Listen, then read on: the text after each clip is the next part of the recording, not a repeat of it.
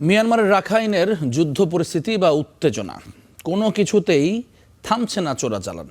রাতের পাশাপাশি দিনের আলোতেও পাচার হচ্ছে ইউরিয়া সার সহ শতাধিক দেশীয় পণ্য, বিনিময়ে দেশে আসছে ইয়াবা আর অস্ত্র। এতে উদ্বেগ জানিয়েছেন বিশিষ্টজনেরা। মহিবুল্লাহ মহিবের তথ্য এবং সাদেক হোসেন খোকার ছবিতে রিপোর্ট। বান্দরবানের নাইক্ষ্যংছড়ি সীমান্ত।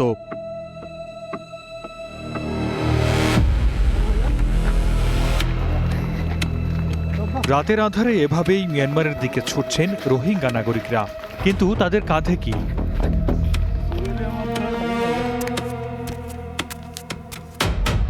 দিনের বেলার এই চিত্রে দেখা যাচ্ছে মোটরসাইকেল ভর্তি ইউরিয়া সার, চাল, ডাল সহ বিভিন্ন পণ্য, যা পাচার হচ্ছে মিয়ানমারে।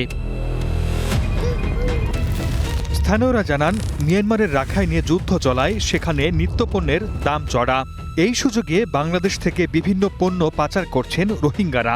বিনিময়ে আসছে গরু, ইয়াবা, হিরোইন সহ বিভিন্ন মাদক। মায়ানমারের যে সীমান্তটা আছে এইটা একেবারেই ওপেন, একেবারেই এইখানে মায়ানমারের রোহিঙ্গা যেগুলো এখানে আছে তারা অনায়াসে অস্ত্র নিয়ে যাতায়াত করতে পারে। রোহিঙ্গাদের এই যে কারণে আমাদের কক্সবাজার এখন সব কিছুতে ধ্বংস। আমরা না পারছি পর্যটন, না পারছি অর্থনীতি, না পারছি আইন শৃঙ্খলা নিয়ন্ত্রণে রাখতে। এখন রোহিঙ্গার উল্টার স্থানীয়দেরকে মারতে আসে, বলে যে আমরা কিসের রোহিঙ্গা। অর্থাৎ এরকম তাদের প্রভাব বেড়ে গেছে, এরকম তাদেরকে বেড়ে গেছে। তাদের এখন মাদকের টাকা আছে, তাদের অপহরণের টাকা আছে, তাদের স্বর্ণ চোরাচালানের টাকা আছে, তাদের মানব পাচারের টাকা আছে। স্থানীয়রা তাদেরকে উল্টা ভয় করে চলছে। সীমান্তে চোরাচালান রোধে সতর্ক অবস্থানে বিজিবি আর টাস্কফোর্সের নেতৃত্বে অভিযান পরিচালনার কথা জানালেন স্থানীয় সংসদ সদস্য।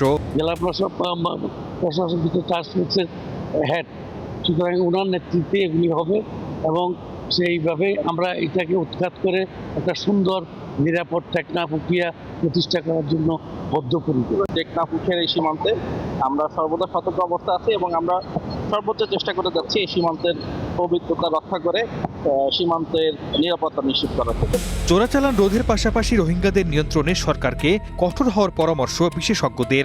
এটা দুইটা রাষ্ট্রের মধ্যে সম্পর্ক জড়িত হয়ে পড়েছে, আরেকটা হচ্ছে বিদেশিরা এখানে নানা রকমের হস্তক্ষেপ করছে। এটার সম্পূর্ণ সমাধান নির্ভর করে বাংলাদেশ এবং মিয়ানমারের মধ্যে মীমাংসার উপর। এই জন্য বাংলাদেশ সরকারের কাছে যে দাবিটা আপনারা করবেন, তাদেরকে এখানে দেশের ভিতরে নিয়ন্ত্রণ করা। গত 6 জুলাই কক্সবাজারের উখিয়ার বালুখালী থেকে 2.5 লাখ পিস ইয়াবা সহ 2 মাদক কারবারিকে আটক করে র্যাব। এর দুদিন পরে মিয়ানমারে পাচারের সময় 19 বস্তা ইউরিয়া সার উদ্ধার করে BGB. Desk report, star news.